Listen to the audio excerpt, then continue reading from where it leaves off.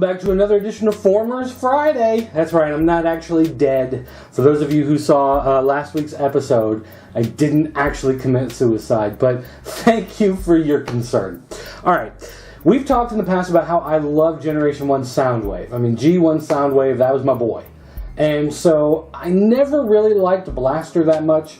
He felt like too much of a Johnny-come-lately, also-ran type character. I didn't like his overall design as much, but I do have one. We're going to take a look at him today, and then I also picked up a Twincast at C2E2 this year. So today, we're going to take a look at Blaster and Twincast. We're going to compare the two of them, get an overall, idea of what they're about. So let's hop in the photo tent here, and you can see there is Blaster, one of the most politically incorrect names. For those of you who don't know, Blaster actually stands for Ghetto Blaster, because people who had loud radios lived in terrible neighborhoods and they annoyed all their neighbors with it.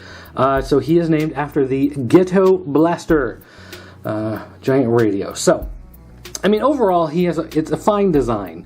I think Panasonic was the big one that had this type of tall, flat layout, whereas Soundwave was meant to be a pocket personal tape player, like a Walkman type of deal.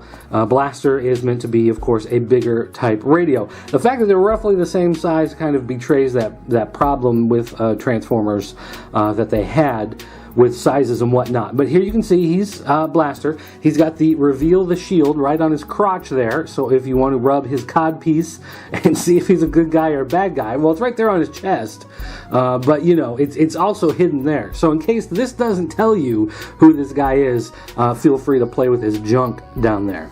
I do have a ram horn here, cassette that he comes with, and his accessories, as well as his gun. And I just wanted, before we get really in deep with the review, I wanted to point out that I store my Blaster with all these accessories included in his overall look. And it's generally easy to do the cassette. Now mine's a little stiff, so I have to press the button and kind of pull at it in order to actually get it to eject. But you can, of course, put the cassette in there. That's easy enough. But then I take his gun and I actually plug it into the back, into one of these screw holes. And to me, it looks like he's got an antenna. So you can fold it and get it out of the way, or if you're trying to get better reception, hey, fold up the antenna and see if we can get better reception. So I usually have him stored with his gun in there. Now, Ramhorn has these extra little rocket packs that, you generally don't have anything to do with. And what I do is I take them and I actually stick them on the back. If I can get the little peg here to work. And again, using the screw holes, I just kind of stick them up there, and that way they're stored. I'm not going to lose them. They have a place to go. And if you look at it, if you were to flip it around the back and you're going with that whole idea of everything has to have some sort of secondary use, then it just looks like some extra electrical components stuck on the back of your radio. So, for me, in my mind, my 9-year-old self hidden in my 37-year-old body, this makes sense. This is the best way to store it. I just put it on my shelf just like that, and then you've got this radio with the antenna. It's also got a cassette in there, depending on what you want to listen to, and so there you go. Perfect, right? So that's the main thing that I keep in mind when he's transformed. Now, his cassette, Ramhorn, he is one of the funky animal transformers, a rhinoceros. One of the things that I don't like about him is that they made him one of these creatures where he is supposed to be this, big ferocious animal, and for whatever reason, they put him in this flat design where he's, wafer thin. And to me, that always seemed a little funky. But you can take his weapons and stick them in the hole. That's what she said. And there you've got your weapons on your ram horn.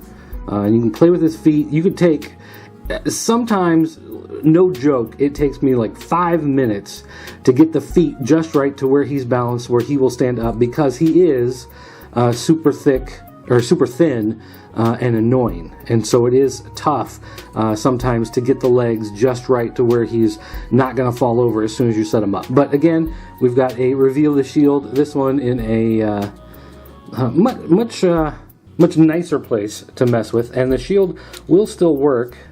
I don't know how well it shows up on camera, but nonetheless, there he is in all his glory.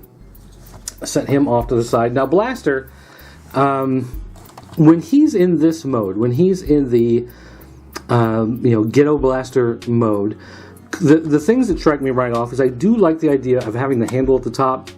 A carrying handle was standard on all of these things. It didn't matter what brand you had, it always had a carrying handle on top. So I at least like the fact that they found a way to factor that into his overall look. Much like Soundwave, he has accessories that are stickered on or molded in that are otherwise useless. He's got an on-off switch over here that you can't switch. He's got a tuning dial, which is tiny here, although there's no tuning display for what station he's on, but regardless. You do have these that I guess are supposed to be extra tweeters, like these are the woofers, these are the tweeters, and when you flip them up to make his feet, they do have the little pieces underneath, so I guess you can always argue that those are part of the actual speaker underneath, if you wanted to play with it there. And it has these, which are supposed to be sound channels. These are supposed to be cutouts, hollowed, where it goes back to a deeper point where there's something, pushing out your sound that makes those little channels. They did that on both sides there. And, really, otherwise it serves no purpose. It's just a sticker there. But it adds to the look, so, he gets credit for that. But the rest of him is just very plain. There's not really a whole lot else. They have a spot here where it's supposed to be a headphone jack, but obviously it's a hole that you can't, it's not deep enough for anything. Not a single thing is going to be able to plug into that. So it's just kind of a worthless, empty hole there. But, otherwise, it's, straight on, it is a pretty good look. And his head is hidden right here on top. You can kind of see the earpieces sticking out. Depending on how well you rotate the head, when you stick it down there, you may or may not see those as well. But generally, when you're looking at it more from this angle or from this angle, a little higher. And the thicker part of the handle here, the actual grip part, helps to kind of obstruct your view of that. So it's not as noticeable. So there are some small things about his overall design that I do like, that they have tweaked and played with and whatever. So generally speaking, this mode is okay. It's not great because so many of these views are plain and there's the head just randomly sticking out right there. Soundwave does the same thing though, so can't complain too much. But overall, just kind of plain looking, but it does work for what it's supposed to do. So now, using the magic of video editing, he has magically transformed into his robot mode, so let's take a look at that. Alright, so here he is in robot mode.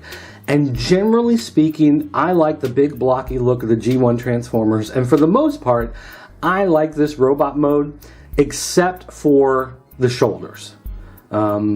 We'll get to that in a minute. But first, you can take a look at the overall look at him, and you can see basically where all the parts have played out. He is a very simple transformation.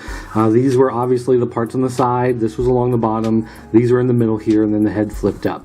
I do like the fact that the carrying handle folds into the legs here. So it folds away nicely and just goes into the bulk of the body, and it's something you don't really have to worry about. When I was a kid, of course, I never paid attention to instructions. I had no idea that these hands swiveled.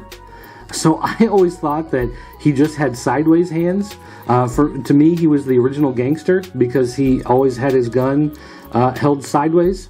Or you had to, twist the arm like this if you wanted it to be straight like that. Which, this is the way I'm used to seeing him just because I never knew the hands rotated.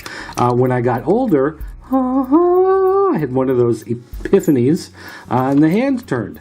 And there you go. His look, again, I like the big bulky look. I just wish that the Reveal the Shield wasn't on his jock right there.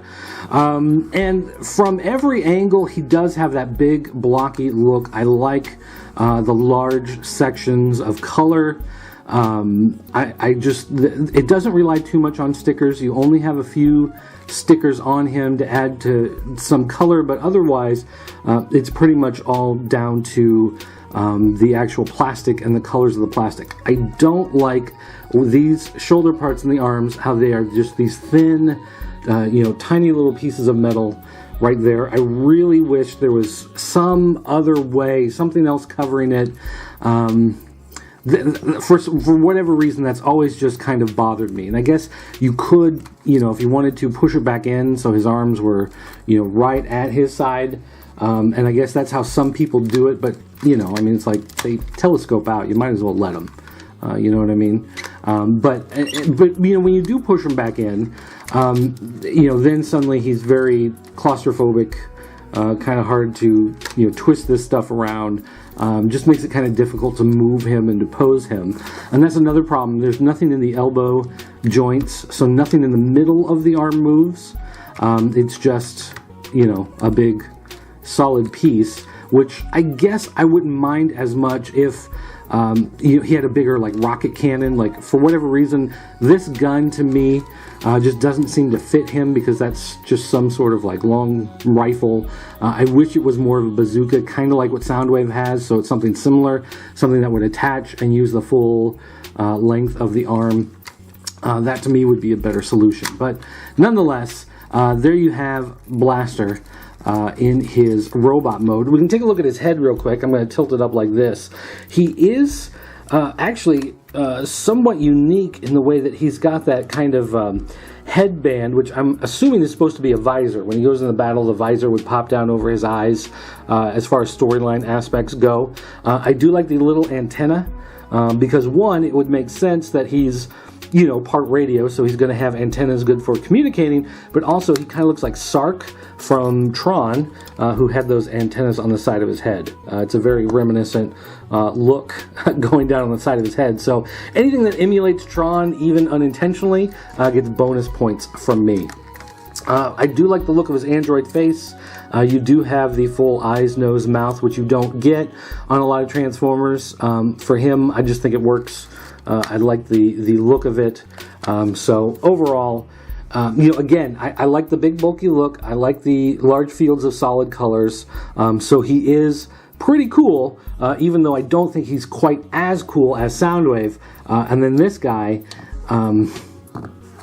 he is so impossible. Much like Ravage was early on. He's just so hard to get to stand up straight. You really got to kind of lean him. If you're going to, pose it, have it on display in some way, you just really got to kind of do it like that and, just leave it as far as that goes.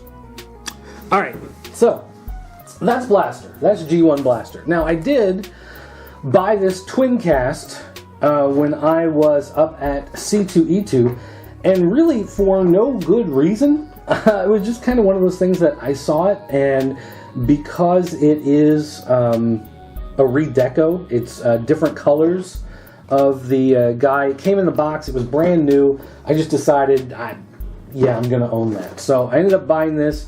Let's throw him into the photo take a look. Alright, so here you can see he's an encore. He's, a secondary release from Japan. He's Takara Tomy, not Hasbro. Obviously a lot of Japanese writing, so this is the Japanese release. He's recolored, and I think how the story goes is that Blaster and Soundwave were destroyed and they were rebuilt, and so they were rebuilt in different colors. Blaster became Twincast, and Soundwave became Sound Blaster.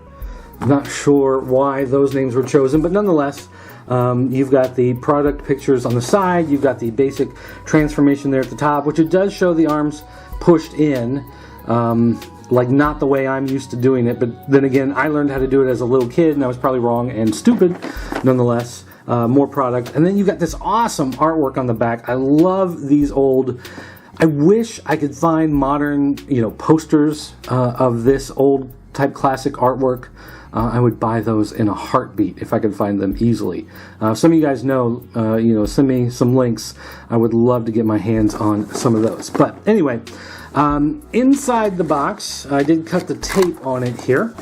We can slide out the plastic tray, set the box aside here, and we've got our instructions And we've got like a little trading card. There's a couple trading cards in here of the guys. But I mean, it's instructions. Who uses those? So throw those aside. We'll open this up, and here is our Twincast. We've got his gun here. That's going to do it for him. We'll come back to the cassettes here in a minute. Now, once again, this is a redeco. So this is basically just a re-release of the same toy that we saw a minute ago. So everything pretty much the same. The only real difference on the color scheme that I've noticed is that they have extra on here on the leg, on this rectangle. Now, I'm not sure, comparing them, I'm not sure if on this version it's just missing. Was there supposed to be a sticker on there and I've lost it over the years?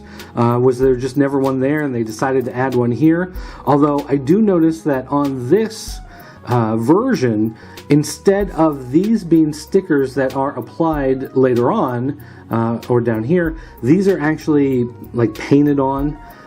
They're using some sort of paint application process to put those on, so you're not adding them with stickers. They are, permanently on the figure. So that's kind of a nicer thing. Probably part of the reason why they charge so much more is part of that process. But otherwise, he still has the same copyright information. Still says Hasbro 84, Takara 84. So they're using that old mold in order to put this guy together. And he's going to have the same transformation sequence, which, it's so easy. I'll go ahead and do it on here because I don't have to fight and struggle and swear so much transforming him like I have to do with some of the other guys, especially those masterpieces that tend to drive me nuts. So we'll scope all this stuff out. We'll twist those hands around. Still can't believe that after all this time. Figured that out finally. And so there you go. There is Twincast in his robot mode. And for the most part, you can see that he is just a blaster and they've switched up the color scheme. So now instead of dark gray, it's white. Instead of black, it's red. Instead of red, it's blue. Instead of yellow, it's... Okay, that's still yellow. Instead of black, okay, well, that's still black. But the main pieces here, they've switched up the color. They gave him a red gun instead of a black gun. But you can still see that he is the same character. If you had Blaster as a kid, you can't get a hold of him, you can't find him, he's too expensive, whatever, you're able to find one of these, go ahead and get this because it's the same thing, just the color's different. And it's just, I always like seeing these redecoed variants. For me, maybe it's from my comic book collecting background, having a variant cover. Here you've got a variant figure. It's the same figure. They just gave him some different colors. And for me, some people get upset because they say they're kind of milking the line. They're trying to get you to buy more than you need or whatever. But for me, I always like the idea of having these variants and seeing them side by side. There's something about that where you've got Devon and Bubba Ray. You got twin brothers from different mothers here. That's just an awesome, way of displaying your Transformers if you're going to have them side by side here on your shelf. For me, there's just something cool about having those figures. One thing about the head is that you can see that, of course, on Blaster it's red, on Twincast it's blue. They both have the silver visor, so that part's the same. The eyes are more of a bluish color here on Twincast. They're more of a yellow on Blaster. But the main part of the face, if we get them up close, you can see that Twincast's face is more of a gold color, whereas Blaster has that silver color. I have no idea why. But for whatever reason, that excites me. And I don't know, maybe because he just looks more like Yul Brynner from Westworld, having a face like that. I don't know. But there's something about that to me, that's just cool. I don't know why. All right. So now let's take the cassettes out of the package from Twincast and throw them up here. Take a look at them real quick. Here's a pile of cassette stuff. Let's take a look at real quick. Now, one thing, they do come with these micro cassette cases. I don't believe any of them came this way with G1, but then once they started making these reproductions, masterpiece or anniversary or whatever, then they started adding these micro cassette cases to them. And it always throws me off because I always want to put them in the case and then fold the back. You're not supposed to do it that way. You put them in where those pegs are and then fold the case over it. But nonetheless, there you've got your cassette in a micro cassette case, and that is of course how you would store your micro cassettes. So it makes sense from that standpoint, but then of course, what are you doing with your accessories? I guess these are actually his accessories. What are you going to do with your accessories? Because they don't fit anywhere having to do with this. And if you've got one guy in Blaster already, you can throw his accessories on the back like I showed you a minute ago, or with Blaster having these stuck in the screw holes. But then what do you do with the parts for the other guy? Unless maybe you can try to use more screw holes all over the back of him. I don't know. But anyway, this is of course Ravage, that they turned from a jaguar into I guess it's a tiger? Maybe he's a cheetah. I don't know. The names are all in Japanese, which means I could probably go online and look them up, but just as quickly as I can go online and look them up, you guys can go online and look them up. So if you're that worried about it, then go ahead and knock yourself out. But this is the basic early transformation that you got with G1 figures. So again, he's very thin. He's hard to balance, just like Ramhorn. But there you go. If you never had Ravage when you were little, you had your Soundwave, you never had Ravage. I mean, this is him. They released a version of Ravage for Blaster, I believe, back in G1, but here, he's coming with Twincast, so you've got that in there. This one, on the other hand, is a lion. Let's see if I can remember. Again, I throw away instructions. I don't pay attention to them. So let's see if I can figure this out without getting too particularly angry. I'm failing already. I'm starting to get mad. I'm gonna smash, dirt smash. No, I better not. All right, the head is, there we go. There's the, oh, you just flip it up like this. That's all there is to it, that's why. All right, his transformation is, to me, not as spectacular. He's, again, a very thin animal. Not a lot to him. His weapons do provide some pretty good bulk. So if you want to add something extra, I don't know which hole. That's what she said. You can figure out which hole you want to stick it into. Again, that's what she said. And do whatever. I don't really like his accessories. They have these giant wings on him. So he goes from being a lion to a griffin, I guess. He's supposed to fly. He's Harry Potter's Gryffindor. I don't know. I'm not a big fan of those weapons. They're just too big. Because they're, roughly the same size as he is, the same height, which I think is just a little ridiculous. And also, his transformation, this is the part that always throws me off, is on his head. Because the head, he's got this mane, so you flip out the face part. I always expect it to kind of come out on its own, and it never does. You have to kind of struggle with it to get the face out. And then once you do, once you have that face out and you're looking at it, you just go whoop and twist a little bit, and there's his mane. Which to me always seems kind of cheesy. It's like, I think you could have done a little bit better than that. But nonetheless, that's how they did it. So he is a big black lion. I guess he's Simba watched him die. I don't know.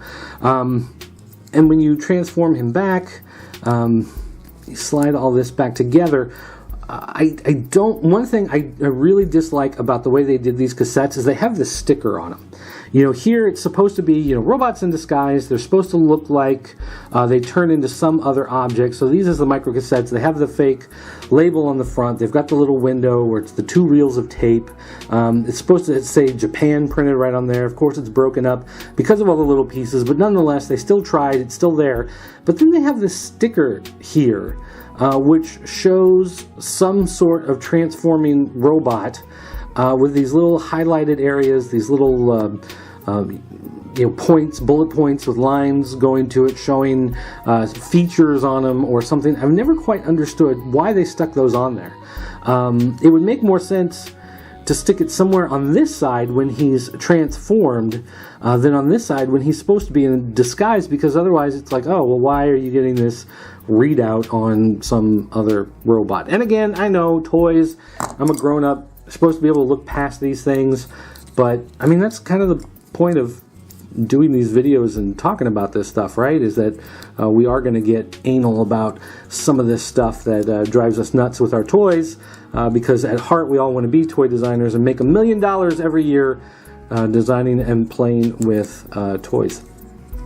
One thing about this cheetah leopard ravage guy is, again, he's got that readout. They put it in the middle where the two reels of tape would be, so where you're expecting to see that brown and brown of those reels, that's in the way. And I don't know, is that to somehow separate it from the original release of Twincast? Is there another release of Twincast they want to show you that's different, so they put a sticker that you can easily peel off and show that it's not? I don't know, but the main problem is the head right here is upside down right in the way, and it's very obvious that it's got the stripes on it and the eyeball. It doesn't really disguise much at all, it's just sitting there. But again, that's not really a fault with Twincast. That's kind of just the G1 problem. They didn't think all the way through when they made the guy in the first place 20-some years ago. So